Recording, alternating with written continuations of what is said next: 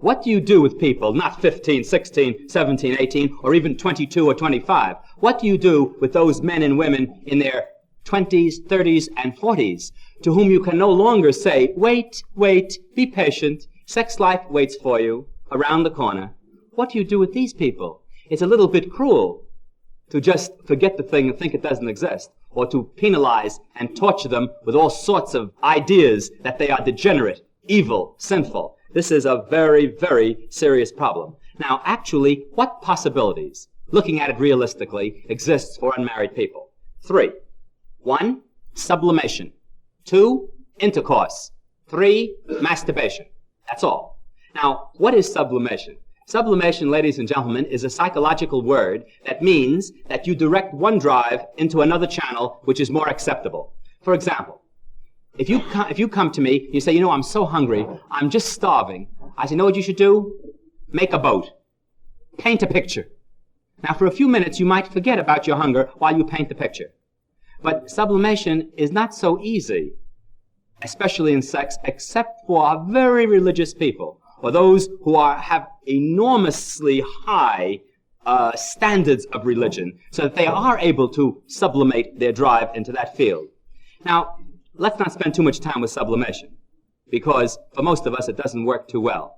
Now, you notice in high schools, they go in a great deal for physical education, for basketball, for football, thinking that this is a form of sublimation for these active boys, that they will not turn to sex when they express themselves in athletics.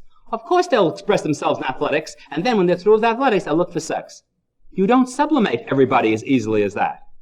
As far as actual intercourse is concerned, in our social setup in America today, this is fraught with a great deal of danger.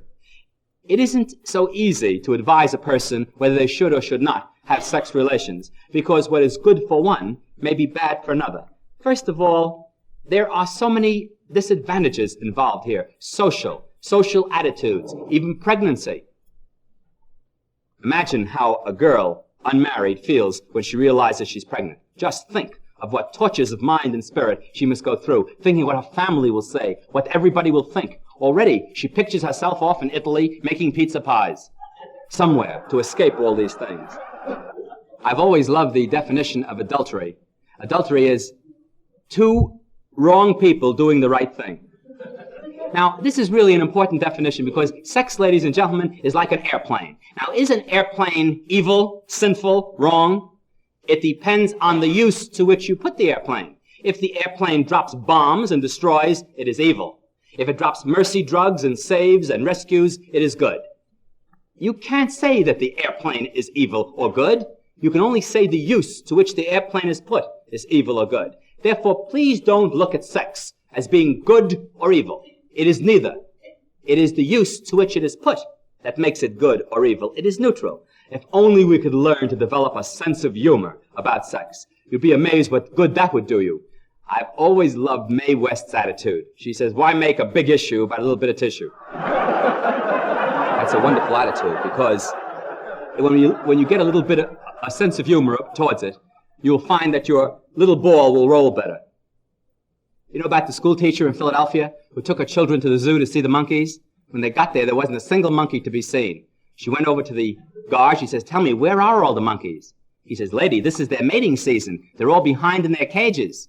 He says, oh, the children will be so disappointed. Do you think if we threw peanuts, they'd come out? He says, I don't know, lady, would you? Now, there is a need, as I said, to develop an understanding of realities of sex. You know, even the Army in the Second World War looked at sex differently than they did in the First World War. Instead of moralizing to the boys, they started to give them pamphlets and education on contraception, on treatment, because they knew they wouldn't stop it. It was far better for them to be honest about it.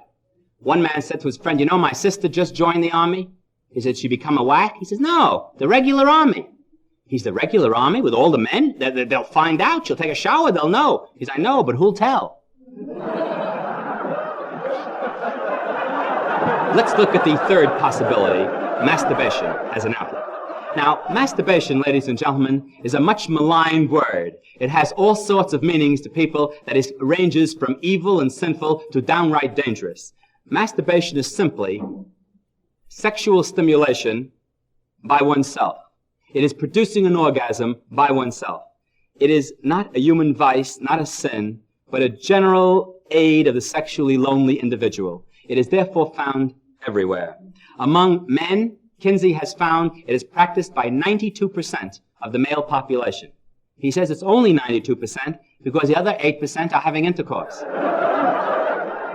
All people, 70% by the way among women, all people pass through some kind of masturbatory period. It can go from 13 through life, or until an opportunity for intercourse with others. Those who do not practice it may be in for a great surprise. There is, of course, in masturbation, a very important thing to consider, and that is the worry and guilt that goes with it. The time has certainly come to talk to your children freely and honestly about the problems of masturbation. You would be surprised how many people pass through offices of doctors and psychiatrists filled with all sorts of neuroses as a result of what they believe masturbation can do to them. For many years, even up to now, there are people who preach that masturbation causes all sorts of dangerous symptoms, from loss of hair, to pimples, to loss of vision, to flat feet, to belching, or a neurotic mother-in-law. I have known some cases where masturbation even prevented marriage. Now, first of all, let us understand that the danger of masturbation does not come from its practice, but from the teachings that masturbation is dangerous. In other words, there is absolutely no harm at all from masturbation. The question I would like to ask you is this: would you rather your son practiced masturbation or seduced the neighbor's daughter? Which do you think would be more desirable? Don't teach him that masturbation is going to cause all kinds of illnesses, because he'll suddenly realize he should be quite sick. Now, first of all, actually, physically, it doesn't make any difference to the sex glands which way they receive their stimulation. Even the sex organs don't know where the stimulation is coming from, because if they did, a sperm cell would say, "What? This is masturbation, I refuse to move." And yet, even today, the idea exists in a considerable part of the population that masturbation is in some way harmful to health. People say, "I always feel very tired afterwards. I can't concentrate as well the next day. How can I be strong when I've lost such a vital fluid? Who knows whether I'll have any left by the time I get married?" They treasure every drop lovingly. And the truth of the matter is, the damn stuff isn't worth 2 cents. It's always, by the way, the only physical result I know from masturbation is a strong arm.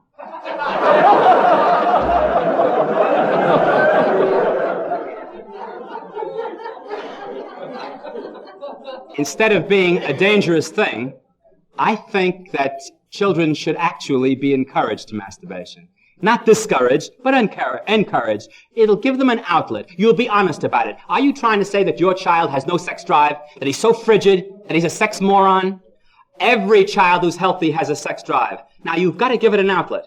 Either sublimation, masturbation, or intercourse. If you can achieve the sublimation, that's wonderful. I doubt that you will. So what happens? A child just learns to lie to you, refuses to tell you, and you refuse to even look at the truth. I know one man who told his son, "You must never play with yourself because it'll fall off." Imagine that little boy going around with an adhesive tape waiting for the blow to strike.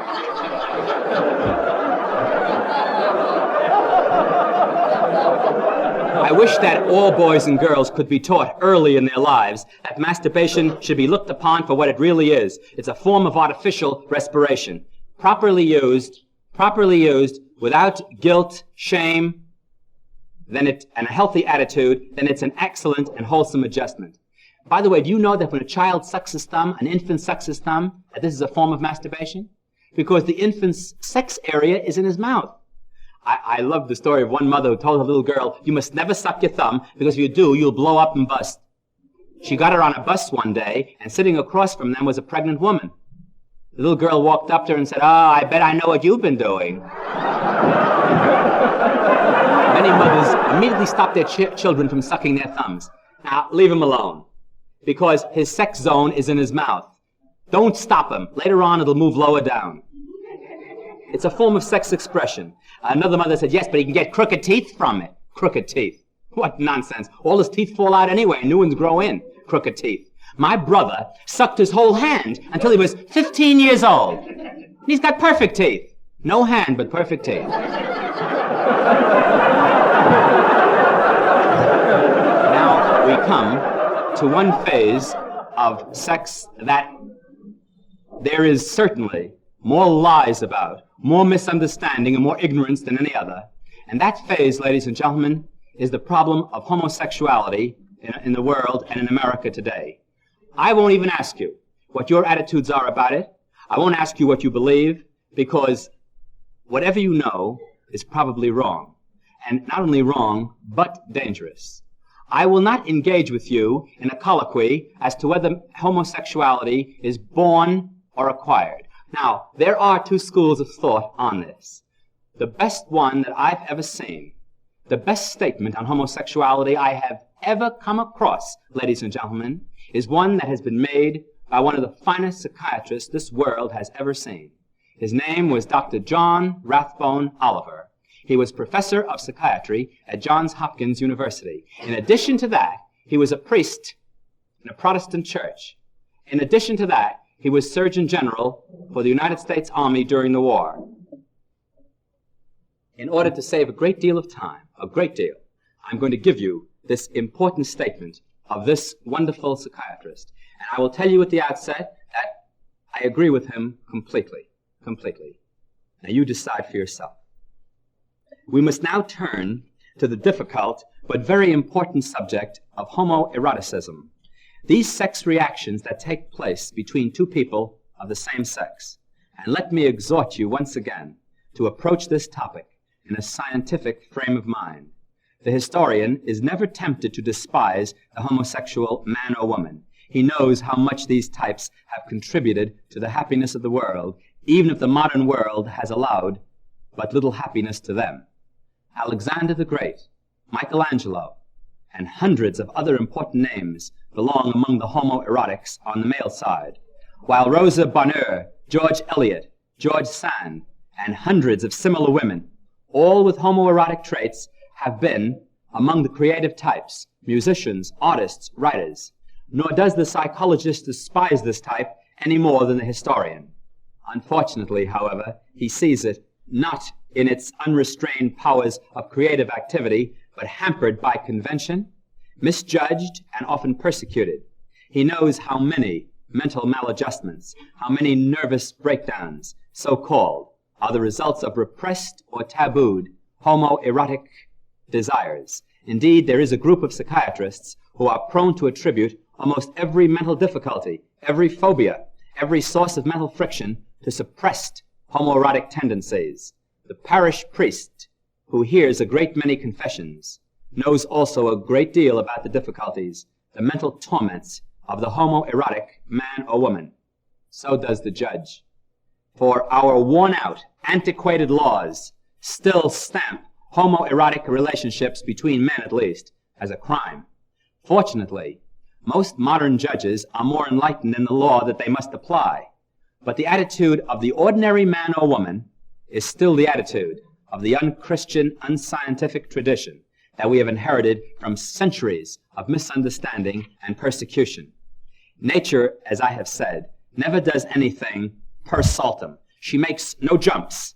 There are always connecting links between extremes. I told you that an absolute male personality does not exist, nor does an absolute female type exist either. And just as we all have in our bodies elements of both sexes, so in our sex reactions we have possibilities of sexual attraction to our own sex as well as to the opposite sex. That is true of the great majority of us. But there are people who are predominantly homoerotic. How many of them are there? Investigations of various types have been made in many countries along these lines. We may take it as generally accepted that in every 100 men, there is at least one definitely homoerotic personality. Among every 100 women, at least one clean-cut homoerotic female. Take the population of an ordinary city and work out how many homoerotic types among men and women there are. Then there are transition types that we may call bi-erotic, for want of a better name. They are attracted to both sexes. Such women have homoerotic experiences and yet marry and bear children. Such bierotic males may be good husbands and yet be definitely attracted now and then by some members of their own sex. Of such types, there are probably 2 in every 100 individuals. So you can see how great is the number of homoerotic men to whom intercourse with a woman is as disgusting as intercourse with a man would be to the ordinary heteroerotic male, and how great the number of women who look upon intercourse with a man as disgusting and degrading, but who find their complete sexual satisfaction with some member of their own sex. So much for numbers. Now, how does it happen that homoerotic men and women exist? Just how it happens, whether it is the result of some impeded development, like the malformation of the genital organs, or whether it is a natural variation of type, we do not know. But one thing we may be sure: homoeroticism is a biological fact. A woman is born with homoerotic desires. She is no more responsible for having them than she's responsible for having red hair instead of black. She is born that way. She's not a pariah, not an outcast. She has not acquired her type of reaction by evil sexual habits or by long periods of sexual excess. She may be the chastest of all chaste virgins. She may never have experienced any sexual reaction at all. But until she dies, she will be not man-loving, but woman-loving. That is the first thing that you must tell to your homoerotic parishioners, patients, or friends, when they come to you in great anguish of mind, terrified because they're not like other women, not like other men. It is a terrible thing to realize that there is something, a very powerful something, in your sex life that is tabooed, persecuted, cursed by others as inherently evil and utterly disgusting. You must make such persons understand that they are neither outcasts nor debauchees, neither criminals nor pariahs. Make them realize that they are not responsible for their sexual desires, but they are responsible for the way in which they allow these desires to translate themselves into action.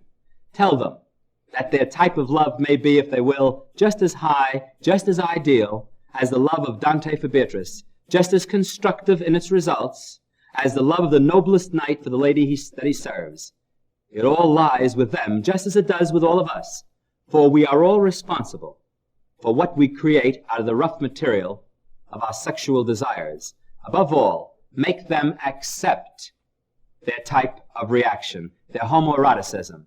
If they pretend that it is not there, if they attempt to push it into the background of their minds, then, later on in life, when some unexpected temptation comes, when their powers of resistance have been rubbed thin, the repressed urge may break out in almost irresistible force and may engulf them in some tragedy that will ruin their lives and cut them off from possible spheres of usefulness and of service. The only way to deal with homoeroticism is to accept it, to look upon it, if you please, as a kind of handicap, and by God's help, to use it constructively, to make it into an achievement.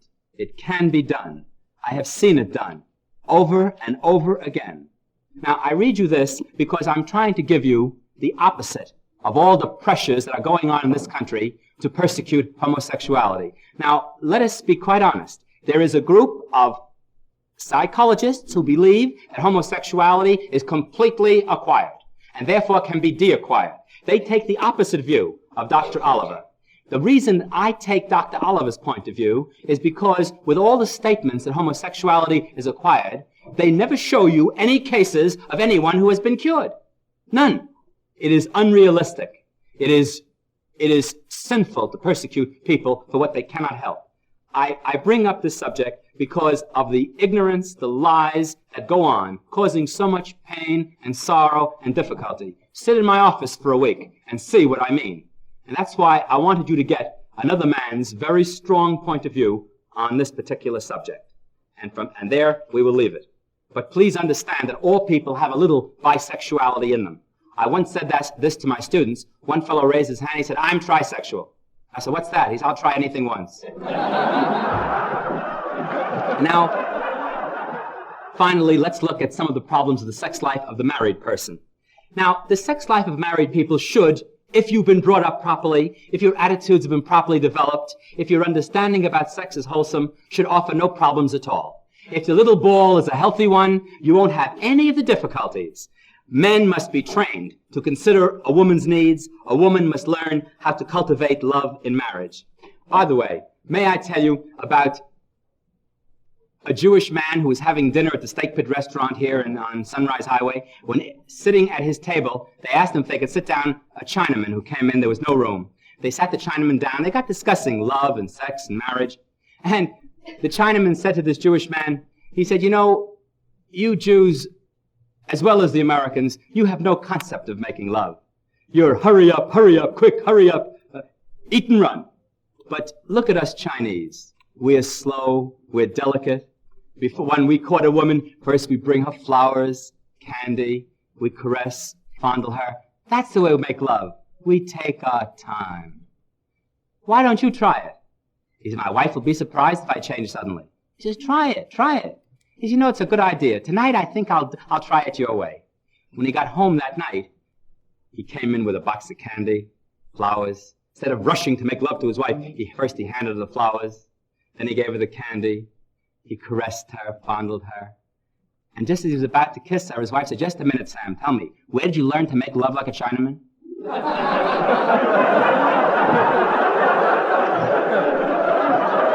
In addition to learning to respect a woman's needs and how to cultivate love, we must learn how to restrict fertility in marriage. It is a very important, legitimate thing to learn how to restrict your family to the numbers in which you can support them intelligently and well. It is wrong for a person to go on having child after child that he's unable to give proper advantages to.